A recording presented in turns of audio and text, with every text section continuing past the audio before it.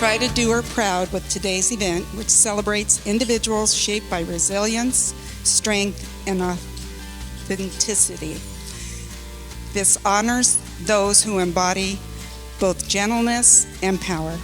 At Otra Mas, we're not only able to care for the horses that can no longer be ridden, but also retrain them to be used in the field of equine-assisted psychotherapy and equine-assisted learning, which helps those who are suffering from an array of conditions. Our horses symbolize strength, freedom, resilience, and a steady forward movement. They help our clients with confidence and independence while being sensitive and aware. They teach us life's balance, moving with purpose, while staying trusting us and the path beneath them. At Otra Mas, they're partners in healing. Through their presence, intuition, and responsiveness, they help people reconnect with themselves, regulate emotions, build confidence, and rediscover hope. It's my privilege to introduce our speaker today.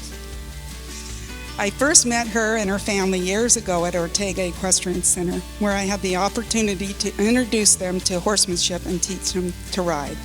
Today, Amberley is a professional rodeo competitor. Her powerful message is one of courage, resilience, and faith. Thank you for supporting us, not just for what we've achieved, but for what we can do in the future. Please join me in welcoming Amberley Snyder. Thank you. I am super excited to get to visit with you all today. I know I'm a little shorter, so I will move around so I get to see all of your faces while I talk. But before I get into my stories, I'm actually going to start with a video. This video is one that my mom and sister put together that really shows the journey I've gone on with my horses from the time I was little until I ran in the American Rodeo in 2015.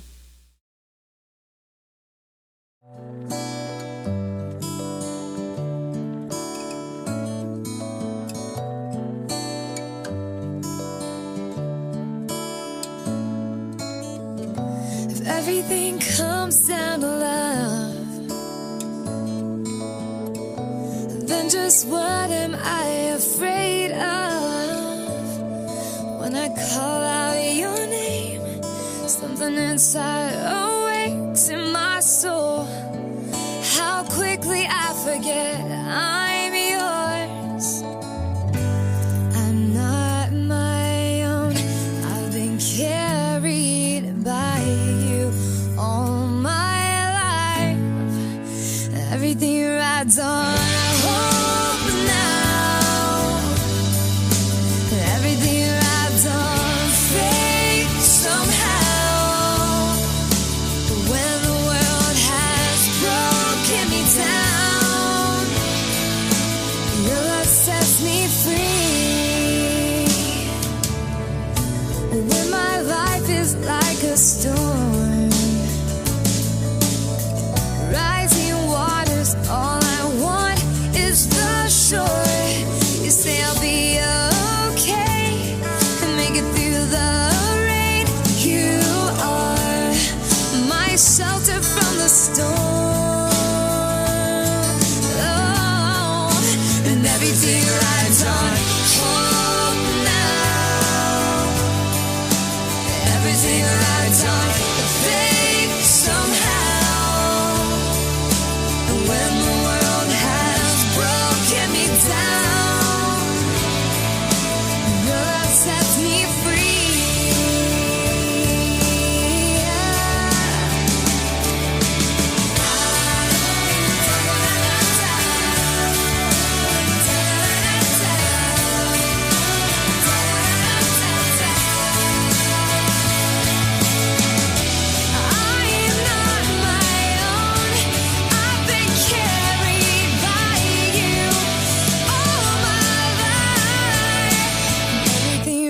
On a hope now.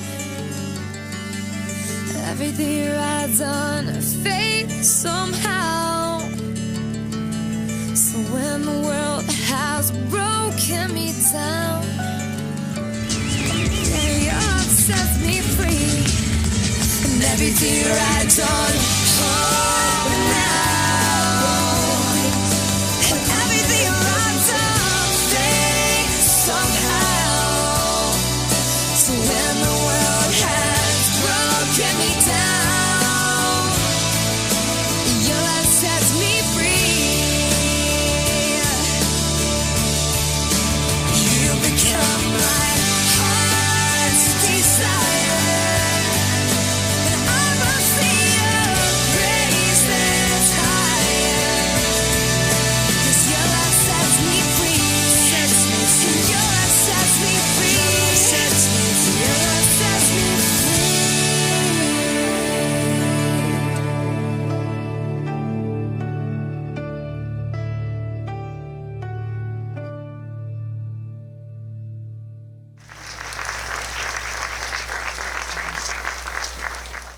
Thank you. Did you recognize a few of those pictures?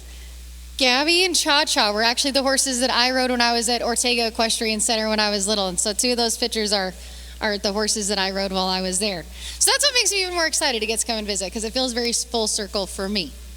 But I'm going to start by telling you all a story about my first date. Now, I'm pretty sure, minus we have one munchkin here, I'm pretty sure the rest of us in here are old enough to have gone on our first date. So however long ago it was, think about it for a minute. Were you nervous? If you say no, you're lying. Even if you think you are a stud muffin, you will be nervous on your first date. So I was going on my first date in a wheelchair, and I'll tell you what, I was nervous. I was thinking there were so many things that could go wrong. We go out to dinner, and so far everything is pretty great. I mean, I'm looking great, he's looking great, we're looking great together at this point. We come inside the restaurant, and lo and behold, there is this curb. Now, I know how to go down a curb. You get in a wheelie, you get right up next to it, you pop on down. Pretty simple, right? Now, before I continue this story, I need to make sure we are all on the same page in here. So, gentlemen in the room, please listen carefully. In all things, in all times, and in all places, whether you are around or not, it will be your fault. I'm sure you already know that. So here I am in a wheelie getting ready for this curb, and this voice says, "Hey, Am, do you need any help?" Well, I have gone 18 years of my life being very independent. I mean, my first horse was a pony at 5 years old, so I could saddle it by myself. And now here I am in this situation where I need a lot of help. Made me pretty frustrated, so I told that boy, "No, I've got this." So here I am really getting ready for this curve, and this boy says, "Hey, do you need any help?" I said, "No." Because of course, now here I am in this situation where I need a lot of help. Made me pretty frustrated. So I told the boy, "I've got this. I'm in a wheelie." Well, he distracts me, and one wheel went down before the other. When that happens in a wheelchair, you flip over. He looks at me and he says, "So do you need any help now?" I said, "Yeah, I'm going to need your help to get back up." So he comes in front of me and puts out his hand. I said, "That's not going to work." Now, I don't blame him, this poor boy. He doesn't know if he should be laughing, crying, or pretending like he didn't see this happen. So I said, okay, I call it a princess carry. You're going to need to put one underneath my knees, one arm behind my back, and pick me up. I thought for sure he could handle this task.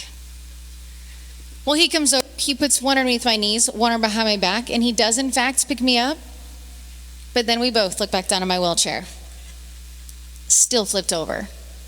His solution at this point is to kick at my wheelchair. So he's kicking at it. He finally gets it up. The brakes weren't on. So it starts rolling across this parking lot. Just picture this. Boy carrying girl chasing a wheelchair across the parking lot. This is what is happening on my first date. I am freaking out. So we finally get my wheelchair caught, thanks to that car. He sets me down in that wheelchair, and only then does this couple walk out of the restaurant. So I thought, okay, I have to say something. This has to be funny for me now, right? So I look at that couple. I look at that boy. I turned back to that couple and said, "Can you believe this kid? He just dumped me out of my wheelchair." He was petrified. But I tell you what, that was an experience where I was literally knocked down. I mean, I was laying on my back in this parking lot. I needed the help, but I was able to get back up. There will be experiences in all of our lives where we are that person that's knocked down. We are that person that needs that help. Don't be afraid to ask for it when you need it. Sometimes I think our world tries to tell us that asking for help makes us weak or incapable or maybe even handicapped. When in all reality, I think of what I have been able to accomplish in the last 16 years since my accident. The fact that I needed a little bit of help to get there doesn't make it any less. It is okay to ask for help. And of course, always be willing to offer. But now I get to tell you all about one of my favorite years of life, which was 2009. I have been riding horses since I was 3 years old. I started here at Ortega Equestrian Center, and I have been rodeoing since I was 7. When my family decided to move from California to Utah, I told my dad I would only move with the family if he bought me a Palomino barrel horse when we got there. Thankfully, he listened so that I could move with the family, but I don't even think he knew the monster he created by agreeing to that. Well, I started rodeoing at 7, did all the junior rodeos up into high school, and by my senior year, I made it to the National High School Finals, which only the top 4 in every event can make it to. And a week later, made it to the National Little Britches Finals, where it came home with everything that's in that bottom picture. So if you can see that, it has 2 saddles, 11 buckles, and a finals and world all-around title. Thank you. Thank you. Only one person gets to leave the world all-around cowgirl. That year it was me. So I'm telling you what, I am on top of the world. I can't imagine life being any better. Well, in Utah, I graduated high school with a 4.0, which was a goal I'd always had. Not only applied to colleges and was accepted, but was offered scholarships. And icing on the cake, you can run for a leadership position in the Utah FFA Association the year you graduate. So I ran against 26 other members, not only was elected, but was elected as the Utah State FFA. So my year of 2009, my year of 18, it was perfect. I mean, I wouldn't change a thing. Well, this picture right here, this is January 10th, 2010, right around 10 o'clock in the morning. I offered a job in Denver, Colorado, and I was going there to work for a couple of weeks during the stock show. I left Logan, Utah. I stopped in Rollins, Wyoming at a gas station, and when I got back in my truck, I made a decision that definitely changed my entire life. I wear my seatbelt all the time. I mean, my truck will ding at me if I don't have it on. So this morning, I had a stomachache all morning, and I thought, I'm going to take it off just for a minute. That was where that picture came in. That was right when I got back in my truck in Rollins. If you'd asked that girl in that picture what her life was going to look like, I had a pretty dang good answer. I definitely didn't know how that answer was going to change just 10 miles down the road. As I was going through Wyoming, I looked down to check my map. I grabbed my wheel to correct my truck, and it just sent me sliding across this highway. I thought, if I can keep my truck from rolling, maybe I'll be okay. So I grabbed my wheel with both hands, and I'm bringing my truck back straight, and for a moment, I thought, okay, I've got this. At 75 miles an hour, my truck is picking up off the ground to start rolling. At 18 years old inside of it, I'm thinking this is it. I mean, I'm going to die right here, and there's absolutely nothing I can do about it.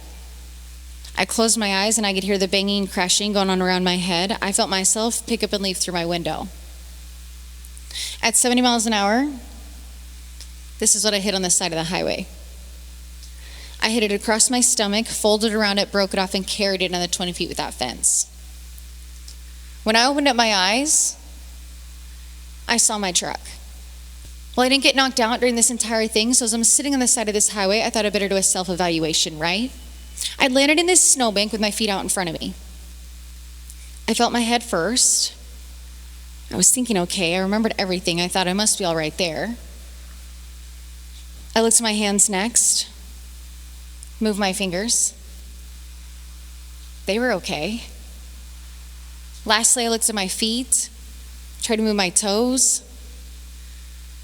Nothing happened. I knew something was truly wrong. Well, I had to wait for the first person to come in to find me. They asked what happened. They got on the phone with 911. The second man is walking up to my truck, and I said, I had a blanket in the passenger side of my truck. I don't feel cold, but I've got to be going into shock. The third woman is walking up to me, and I asked her if she had a phone. I said, I've got to call somebody. So I decided to call my dad. This is how this phone call goes to my dad. Hey, Dad, I got in a car accident. Pretty bad.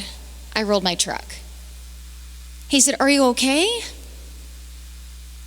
I said, I can't feel my legs. He said, Amberley, are you paralyzed? I said, Dad, I don't know. I'm just telling you that I can't feel my legs. At that point, the cop had shown up to this accident site, so I told him I had to go. They loaded me in the ambulance, and they took me back to Rollins, which is where I very first heard the news. The news I was pretty sure I already knew, but nobody had said out loud yet. I'm laying on this hospital table, and the doctor walks in. I don't even think he was talking to me, but he starts talking about being paralyzed. I said, well, wait a minute. What are the chances of me feeling or moving my legs again? He said, slim to none, but more to the none, and left the room. So now here I am at 18 years old, laying on this hospital table trying to take in the information. I mean, how am I going to finish my year of office? How am I going to ride my horses? I can't spend the rest of my life in a wheelchair. They loaded me in a life flight helicopter and they took me to Casper, Wyoming, where I went through 5 hours of surgery. When I woke up from surgery, my mom was there and she said, within an instant I went from this girl. This is one of my senior graduating class pictures. The girl with the world at her fingertips. The girl that could be anything she wanted. To this girl. A neck brace, broken back, on oxygen, can't feel my legs. Paralyzed? Slim to none? That's the chances of my life being the same? I didn't know what I was going to hold. I didn't know who I was going to be. Now at this point, my mom told me, Amberley, this chair can double your power. And I said, Mom, you're crazy. There is no way that a girl in a chair can be the person that I want to be. Turns out my mom might have seen something that I had not yet. So I spent 10 days there in Casper before I was strong enough to fly back to Utah for my physical therapy. Now, before I get to my stories of therapy, I actually need 3 brave volunteers. Don't all jump at once, but I do need 3 of you to jump. I love this. I got 1, I got 2, I need 1 more. Come on, Andrew. 3, I got 3. All right, so in this bag, I have 3 different items. We're going to take turns drawing one out, and I'm going to tell you what you got to do with what you've drawn out. It could be. So you reach in there first. Ooh, it's hairy. Oh, It's a pink leopard scarf. You just need to put that on and give us your best model walk and pose.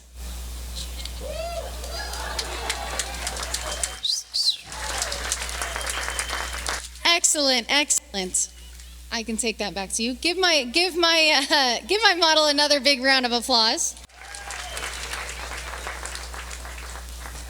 All right, my dear, reach in here. Panties. It could be. I will say you are the only person in my whole life that I have been doing this that says, I hope it is not panties. In my whole life. No, you got a chicken, and I'm going to hold it for you so that you can give us your best chicken imitation. Thank you. That's it. Thank you, chicken. I hope it's neither one of us. Last but not least. Show everybody what you got. It's a Kit Kat bar. You're not allergic, are you? Okay, I don't need that kind of challenge today. I just need you to open it up and take a bite. It might be a little melty. It's a little warm out here. You can take that. Excellent job. Give all of my volunteers another round of applause, please. In this bag, I have 3 different obstacles.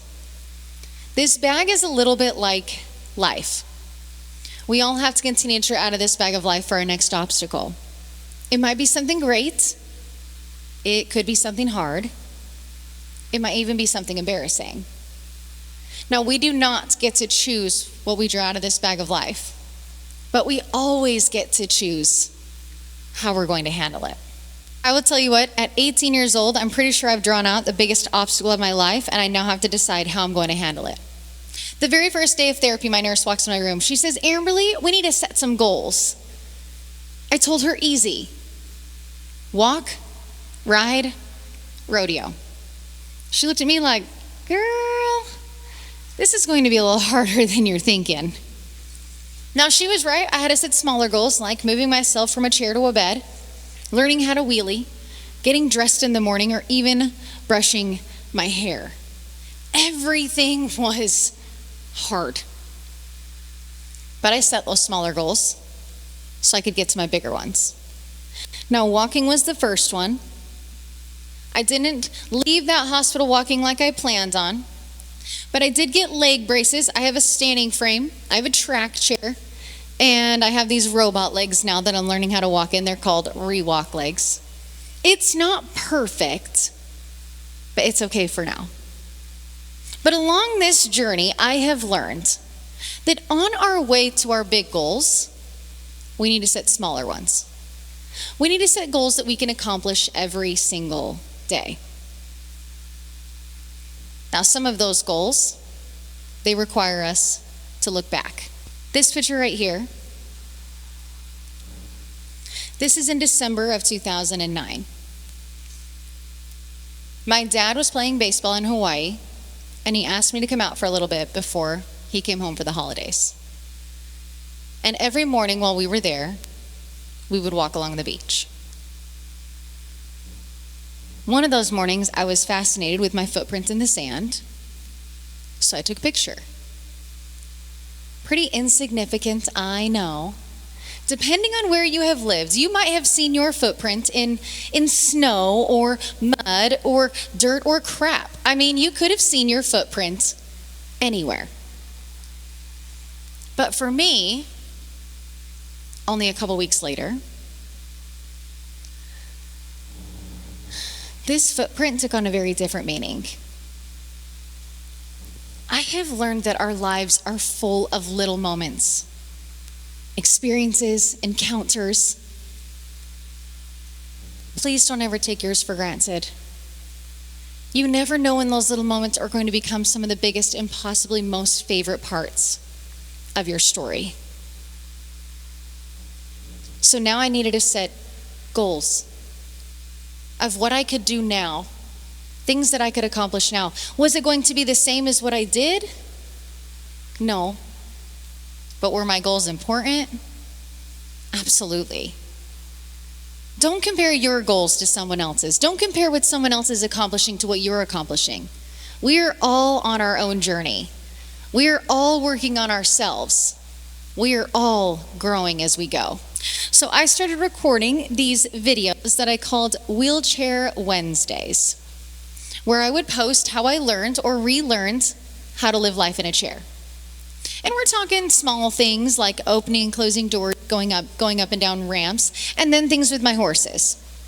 So what I wanted to do with my horses had never been done yet. There was no way for me to Google it or ask someone, and certainly no ChatGPT. I had to just figure it out. So I want to share with you one of my most favorite Wheelchair Wednesday discoveries. This is my rope horse Wrangler. He's shorter than my barrel horse. If you guys have been following my Wheelchair Wednesdays, you know that. So at some point I'll try it on my barrel horse, but right now it's just on Wrangler. So, granted, this is only like my 4th time doing this, so we're still a little rusty, but anyway, it's still pretty cool. So in order to do it, I have to reach up on this ladder that's on my trailer, reach my saddle horn, pull myself up, and I can land on the saddle. So it's gonna work. Thank you. So I will tell you what, that was something I did not even know I was capable of until it happened. I have learned that some of the coolest things we are going to do in our whole lives is when we have pushed ourselves to that limit, right? That limit we think we have. And then even take one more step. It took me 4 months to convince my mother and doctors to let me get back on the horse to my second goal, which was riding. I wish I could tell you that that was the greatest day of my life, but I will not lie. That day was harder for me than the day they told me I would never walk again. That first time on a horse, I realized every part of my life was different. I went through the modifications, started with a seatbelt on my saddle, Velcro straps around my legs, my feet rubber banded in. I had a nylon strap across my left hip, and I sit on a seat of air or gel like my wheelchair seat. All of those pieces hold me center, balanced, and protected in that saddle. So I rode a little bit through that first summer, but in about August, I had an experience that made me pretty frustrated. I mean, frustrated enough that I told my mom, sell my horses. I said, if I can't train them like I used to, I'm not going to have them. Now, of course, my mom knew best, and she did not sell my horses. But I did go 9 months without them. 9 months trying to find something I could love as much as them. Now, I have to put a little pin in that story because I want to tell you a different one. A few years ago, I was invited to a wedding of one of my brother's friends. As I am wheeling to the table I am assigned to at this wedding, I realize I'm sitting next to this mom. I started to get a little nervous because this mom had lost her son just a few months prior. So as I am wheeling to this table, I am thinking, can I talk about him? Do I not talk about him? I had known her son. He'd been friends with my brothers. He'd been at our house all growing up. Well, about halfway through dinner of normal conversation, she looks at me and she said, how'd you do it? How'd you do it and my son couldn't? You see, her son had been in a motorcycle accident, and the injury he sustained is causing half of his body to act. So as I'm sitting there, looking at this mom, and her eyes are welling up with tears, I had to say a prayer. God, tell me what I'm supposed to say, because this mom is looking at me for an answer right now. 3 words came to my mind. My family, my faith, and my horses. I told her 2 wouldn't have been enough. And as the tears are streaming down her face, she said, I get it. My son had lost his faith. Now, I tell you this story because every person here can have these 3 things. Every person can have the first piece, which is your family. The people who believe in you, the people who care for you, the people who see the best in you, the people who support you, the people who will pick you up when you can't pick yourself up. All of those people are your family. That is the first piece. The second piece is your faith. Now, I will never tell anybody how to believe, but I will tell you, you need to know you have a purpose. You need to know that there is a purpose on this earth for you to serve. Sometimes that purpose won't be about you at all. But every person here has value. Every person here has something to share. Every person here will have an opportunity in your life to be someone else's hero. Being a hero isn't something that you do because you have a superpower or a cape or a mask. Being a hero is somebody who's willing to go outside of their comfort zone, to step out of the way for someone else, to be willing to reach out a hand. Recognizing your value. That is the second piece. The faith. The third piece, horses. Now, I will not tell every person in here you have to go buy a horse today. You can if you want to, though. But I will tell you, You need something in your world that makes your heart happy. Now, I've joked all the time. There are things in this world that make me happy. Okay, like sugar and bread and Netflix. There are things that make me happy. But then there are things that will make your heart happy.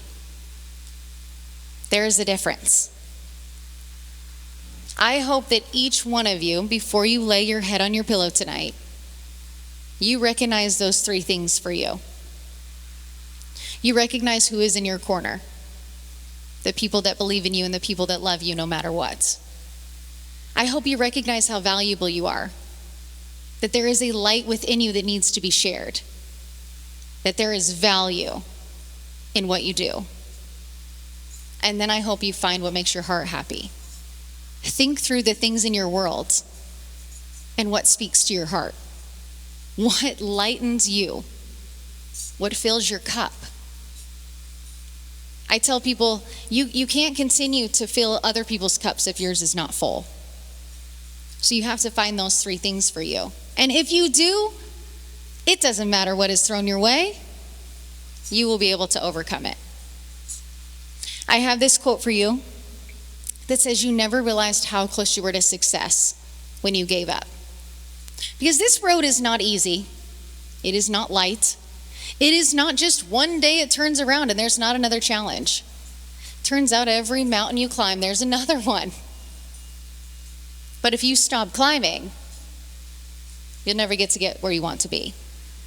You never realized how close you were to success when you gave up.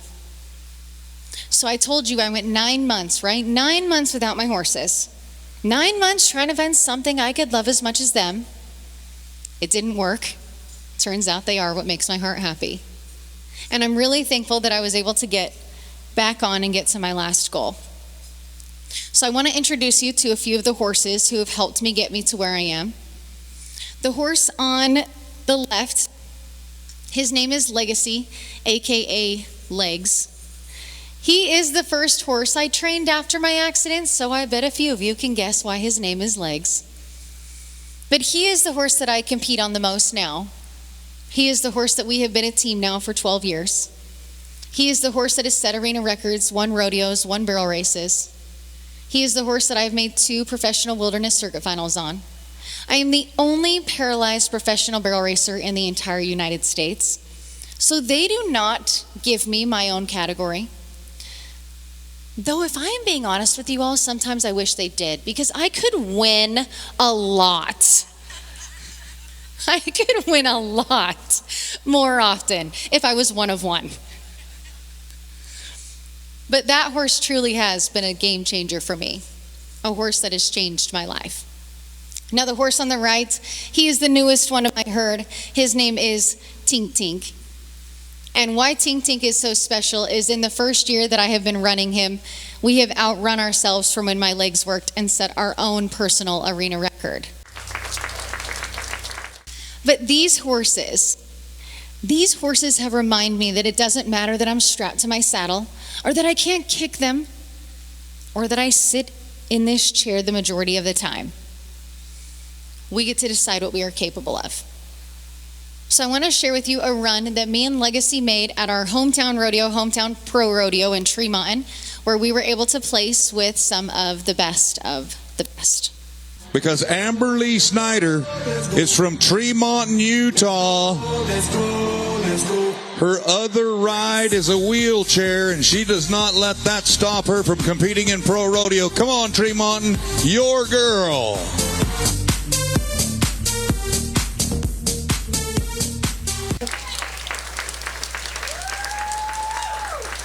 Thank you. Thank you. I am really, really lucky to get to continue to do what I do.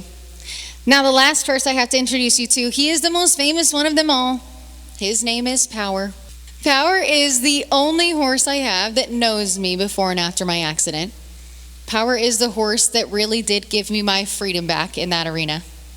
Power is 23 years old now. I do still ride Power. But he is the horse that we ran in the $1 million rodeo called the American in 2015.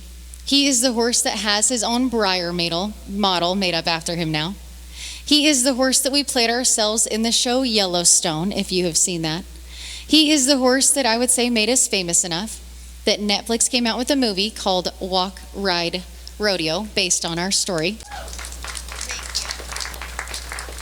If you have seen it, thank you. If you haven't, get it together. You or someone you know has Netflix. Now, before I show you the trailer to that film, I need to finish that story with my mom. Remember, right after my accident, my mom said, Amberley, this chair can double your power. And I had told her, Mom, you're crazy. There's no way a girl in a chair can do what I want to do. There's no way a girl in a chair can be who I want to be. Now, it turns out, 16 years later, my mom saw something I didn't. Turns out a girl in a wheelchair can do more than I imagined. Turns out a girl in a wheelchair can be the person I want to be. A girl in a wheelchair can do what I want to do. A girl in a wheelchair can change this world just by doing my best. Every day is not easy, but I can promise you that every day has been worth it. Every single one of you, I am going to tell you the same thing. You can double your power. It's not going to be easy. There's going to be multiple mountains, multiple failures, multiple times when the odds are not in your favor. But keep going. Try again. Turn that page in your book. It is not the end of your story, even if it is the end of a chapter. There is more story to tell. You can double your power, and you can start with that today. So I want to share with you the trailer to the movie Walk, Ride, Rodeo. Now I have to tell you, I didn't play myself in the movie. It would have been pretty tricky to be my pre-accident self. But I was able to be my own stunt double in the film. My littlest sister was my pre-accident stunt double. Power played himself for quite a bit of the movie. But they also got 3 movie horses and dyed their hair black to be his stunt doubles as well. If we play this right, we have a real shot at Rookie of the Year. That's a first place finish for Amberley Snyder. I want you to call me when you get to the hotel. Mom, my legs. I'm sorry. What's that? Learn to love that chair. That is your freedom. Maybe you could do something other than rodeo. Rodeo is who I am. Bubba, get over here.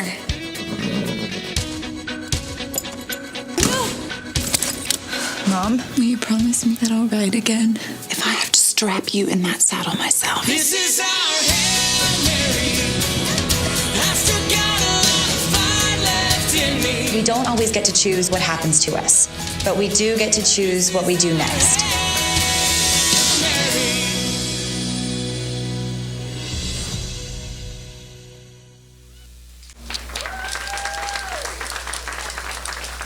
So I'll tell you what, I've been asked if I get nervous to speak. I can tell you I only get nervous to speak to the elementary school monsters or children or, whichever ones they are that day. Well, one day when I got done speaking to a group of kids, they were able to ask me questions. Horse's name, favorite color, right? Well, there was this tiny little second grader on the front row raising his hand so politely. I called on him expecting that same type of a question. But he asked, if you could go back to that day and change it, would you? Now, up to this point, no one had ever asked me that before. And here was this tiny little boy wondering. The thing I wanted to say was, yes, absolutely, without doubt. Why would I want to spend any time in a wheelchair? But before I replied to them, I thought about the good things. I thought about the places I've been, the people I've met, the opportunities I've been given because of this silly chair. I couldn't trade those. So I'm going to tell you what I told them. The answer is no. I'm a true believer in everything happens for a reason. There's a reason I'm in this chair and I'm going to serve that purpose. And by the way, I have no doubt in my mind I'm going to walk. It's not if, it's just when. But there will be moments in all of our lives where maybe we don't understand why. Maybe we don't understand a reason behind a challenge that we're facing or even as loved ones facing. Those are the moments you have to trust. You have to trust that you have that purpose to serve. You have to trust that there is more for you. You have to trust that you have the strength. Lean on those 3 things that I told you about. Your family, your faith, and your horses. And if you can do that, you can overcome it. So I want to challenge you something. The next time you have a moment of doubt, or maybe fear, or maybe just when those odds are not in your favor, I dare you to try again. I dare you to ask for help. I dare you to find the light in the darkness, because there is no future in giving up. And with that, thanks for letting me come and speak with you all today.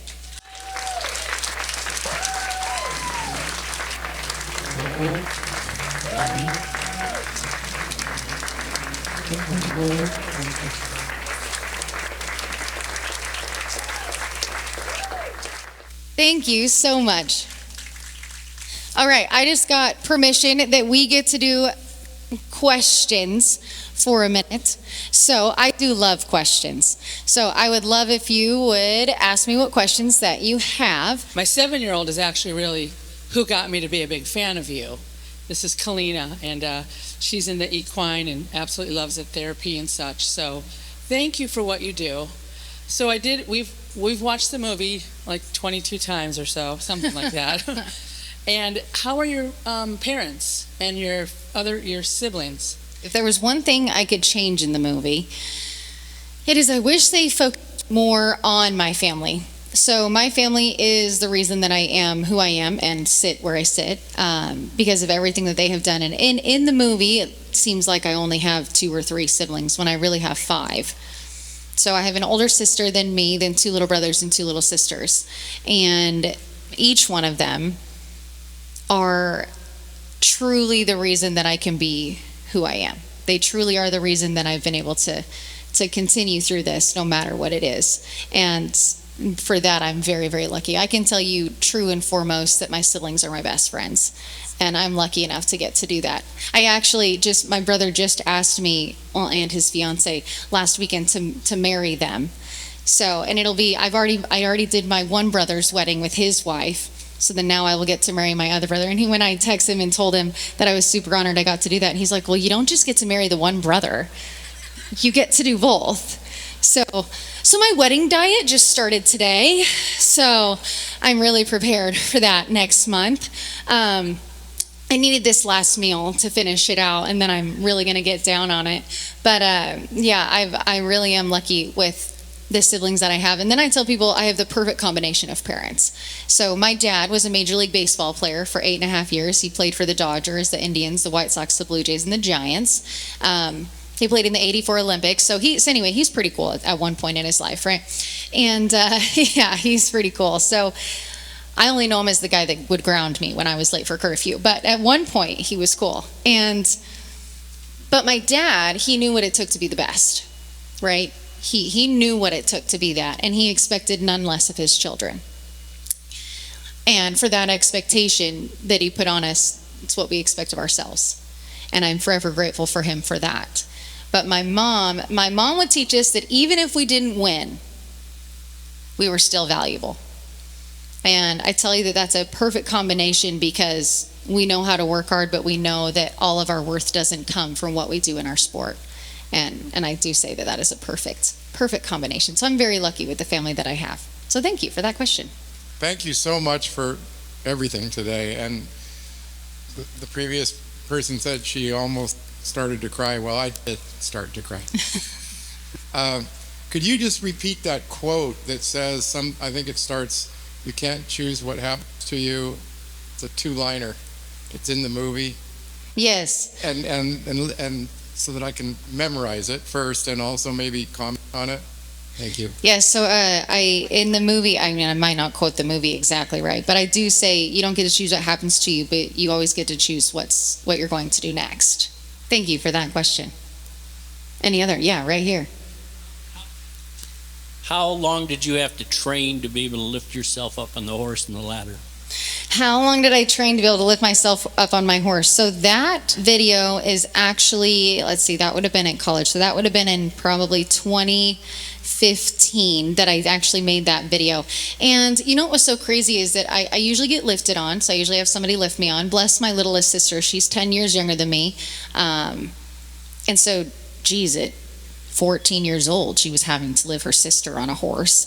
I'm sure one day I'm going to hear about it about her back, but I'm going to pretend that that's not the case. But and then one day I just thought, you know what, I want to try it. I want to try it by myself. And so I only had her out there. I didn't want anyone else to watch it in case it went real south. And the horse that I did that on was my rope horse. His name was Wrangler. And I did it on him because he was much more chill than Power was. Also, Power is 17 hands, or 16.3. He's not quite 17. He's 16.3. So if I reach as high as I can go, I'm still not touching the top of his back. So Wrangler was a little shorter. So we really just stood him next to the trailer, and I'm like, all right, here it goes. I'm just going to figure out what I got to do, and I was able to pull myself on. Now, from there, I told myself, I'm never letting anybody lift me on again. I am just going to lift myself on every single day. If I can do this, I'm going to do this. Well, I will admit, about 2 weeks into that, my shoulders started to hurt. And I realized, and I've also been reminded, I only get one set of these. So I should probably be a little more careful with them. So I don't lift myself on anymore. I do have a ramp at my house, and I do get lifted on at the rodeos. I, on occasion, have to lift myself on just to make sure I can still do it. But yeah, I don't do that as much anymore. So yeah, it was probably a couple years after that I started to figure out I could do that. Great question. Thank you for that question. Any other? What adaptations do you currently use when you ride? The adaptations I currently use, so I have the seatbelt. I actually am still riding in the saddle that I originally fixed. I've tried a couple other saddles and none of them feel quite right. I am getting another one made right now that I hope, because my saddle now is 22 years old, so I really need to try to figure out another one. I actually just sent that saddle to a saddle maker so that he can go over it completely to make sure it is still safe for me to be using. So I have the seat belt. I have Velcro straps, so they're straps and they wrap around my legs and my fenders, and they keep my legs from moving in a way that makes my horses uncomfortable, as well as my balance. My feet are rubber banded into the stirrups, so that keeps my feet from coming out, and I double rubber band them, so I have 2 rubber bands around those in case one breaks. And then I sit on a seat. I actually just changed from the air. I used to sit on the air seat for a really long time. I actually changed now to a honeycomb gel seat so that I could ride.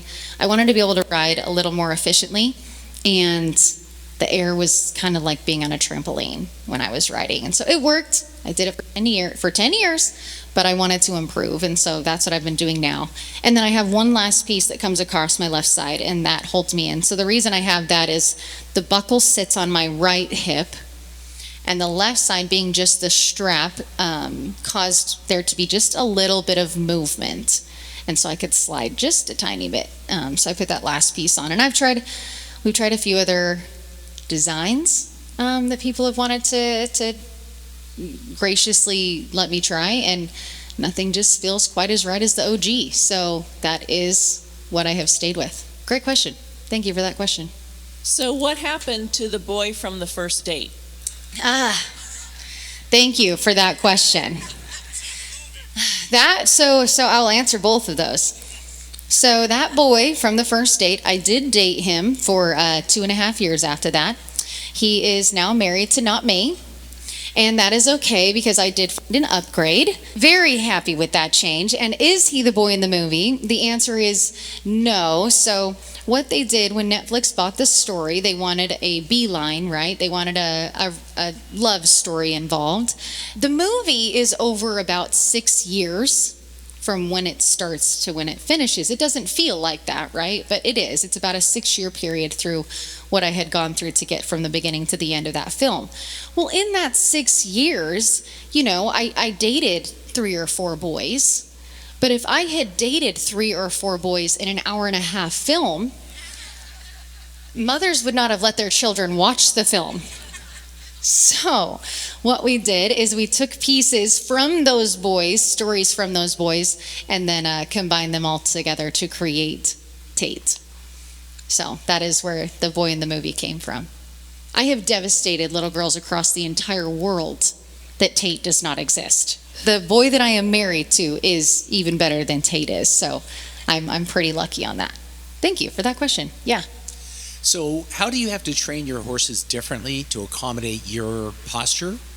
Or, do you, because as I've watched you ride, you have a different posture than a lot of barrel racers do. So what do you have to do differently with your horses to train them? So good question. So my horses listen to my hands and my voice. You actually can, kind of like similar to my vehicles that have hand controls, you can get on my horses and use your legs, and they understand the cues. I think it's funny when I've let my little sister run my horses, the first time she kicks them, they ignore it, right? Because they're used to my legs swinging, so they ignore it. And then you can tell the second kick, they're like, I felt a little intentional. And then by the third one, they're like, oh, she's saying something with hers. And then they snap back into that. It's crazy how smart they are. So mine listen to my hands and my voice, and they ignore my legs. And so I've just had to make them really sharp to that. Now, as far as like my balance, my balance is still the worst thing that I deal with on and off of a horse. So I have those pieces that hold me in, and then I do have to balance on my hands quite a bit in order to keep where I'm at. And that is a challenge, sitting up to switch my reins. Everything has to be very precisely timed. So I have to get my horse to leave a barrel, and then when I feel like they are running hard enough, then I hurry and sit up and I switch hands so that I can go back to my horn to turn the second and third. And it doesn't always go perfectly, but it works. And so that part I've had to work on myself. And then now I do CrossFit as well. So I started doing that because I felt like my balance needed to be better, and I wanted to improve that, and that wasn't going to happen in my chair or on my horses. I needed to work that part of me, and so I now do CrossFit to also help with my balance on my horses. So great question. Thank you for that. Yes. Hey, Amberley. That was so riveting. Your address was so deeply moving, soulful, and stirring. I will remember it for the rest of my life. It was just incredible. We live in this incredible rodeo town. We had a rodeo for over 20 years. I'm just curious, from your experience, who in the rodeo culture was the most supportive of something that an athlete has never done, which you are obviously a trailblazer in? Who are some of the stakeholders, brands, luminaries in rodeo culture that really supported you in the early phase of you doing this incredible return to rodeo? I mean, it's just remarkable. Thank you. So I would tell you that in general, the industry has been very supportive. When they saw they wanted, when I wanted to get back on a horse and started going back to rodeos or barrel races, it doesn't matter the size of the rodeo I go to or little barrel race that I go to, I always have somebody cheering for me in that part. I feel pretty lucky on. What was a little bit funny is I did have a few fellow competitors just plainly admit, we're so proud that you're back on a horse. We didn't think you were going to beat us, though. And I don't mind it, I say that with love, and they again support me. It's not even like that, It was just, and I told them when I got that response, I said, well, gosh, my legs don't work, but that didn't change who I am. That didn't change the competitive nature that I have. I'm not here to be a participant. I'm here to compete.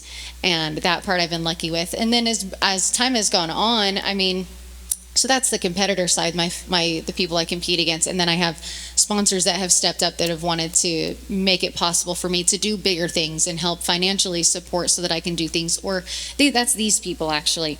The people that continue to every year benefit were how I can take care of my horses, or how I can afford to go down the road, or Signature Quarters and Heart Trailer. So they helped me build a trailer that is accessible for me. Those people that wanted to go above and beyond to make it possible for me to do what I'm doing, and that part I've been really lucky to get to do.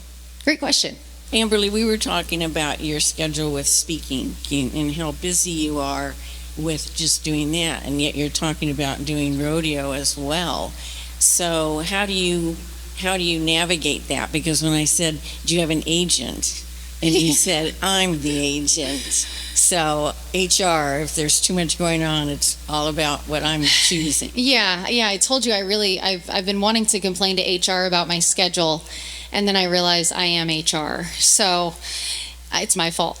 And we say that because this month of February, I'll have been home a total, like full days, I'll have been home a total of 7 days this month. I'm teaching barrel racing clinics as well across the nation, so I've been teaching a few of those this month, and then getting to speak as well. My horses are actually at a facility right by my house that they walk on a treadmill filled with water every day, so that they're staying in shape, so that when I do get to go home come this Sunday, it's not quite as busy. I'll fly out once a week, but I'll be home 4 days of the week. So then I'll be able to be riding them more. But I tell myself that this time of the year is speaking season. So speaking will come first, and my horses will come second. Around the end of April to beginning of May, it becomes rodeo season. So my horses get to come first, and my speaking will come second. So that's how I get to alternate my schedule, so that I'm still getting to do what I want to do, be who I want to be, and I get to love what I do all year. Truly, truly get to love what I do all year. I never thought I'd love anything as much as being on the back of the horse, but getting to share my story, it really does remind me the purpose that I serve. So thank you for that question. Yeah, thank you for that. Thank you, Amberley. That was amazing. My heart-filled thanks to my friend Moselle for setting such a high bar as a mentor. She stayed till the question and answer, and that's big for Moselle. She doesn't usually stay. She always drives me to strive and accomplish more. She encourages me and lovingly supports me. Thank you, Chris Stroesher and Andrew, for sharing her. Melita Green, who we couldn't have done this without her excellent event planning capabilities. Chris Carson, for putting her talent to work, creating all these centerpieces, which are a parting waiting to happen. Our board of directors who are here: Tricia Raymond, Susan Cheney, Mary Wells, and Andrew Stroesher. Thank you to our women at the registration table: Jenny Kerr, Marie Scoville, Linda Kimmel, and Karen Katzmart, who was my troubleshooter. Jonathan Jenkins, thank you, with Performance Production Services, for all the audio and video done today. All of our therapists, facilitators, and volunteers here today: Arlene Iron, Jen Olmsted, Michelle Pavone, Bree Vanderbert, Alana Lee. Our horses love her and her pulse electromagnetic therapy, or PIMF. You have to be real careful when you say that. Anne Marie Holman and Emily Does. All of these women work and help hundreds of people a year with life adjustment issues. They all take exceptional care of the horses, which enables us to fulfill our mission at Otra Mas. I'd like to call Jen Olmsted, our program director, up, and she's going to tell you a little bit about our therapy. Hello, everyone. When people ask us what our client programs are like at Otra Mas, how we do it, we do. The answer is actually very simple. It's all about the horses. Each year, mentioned, we have the privilege of serving approximately 1,500 through our assisted psychotherapy and equine assisted learning programs. Now, these are not just daily sessions to us. There's no just going through the motions. We are all the first to admit that we share the spotlight with our very special partners and coworkers. The true power of this work does not come from a manual or any kind of detailed planning. It lies in the unscripted moments where our horses are simply allowed to be horses. To give you a glimpse of our work, I want to share a story from one of our sessions where a client was invited to create a physical representation of a hurdle in their life.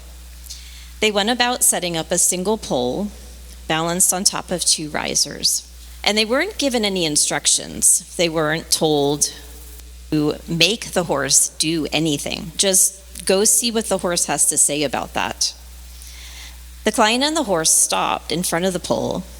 The horse reached its head down and put its muzzle on it and simply knocked the pole off of the risers and continued to walk on. When the therapist asked the client how they apply that moment to their life, the takeaway was transformative in its simplicity. Of the hurdles to overcome, the client simply said, I just need to go through it. Just go through it. In that one interaction, the horse taught a lesson that traditional talk therapy doesn't always reach.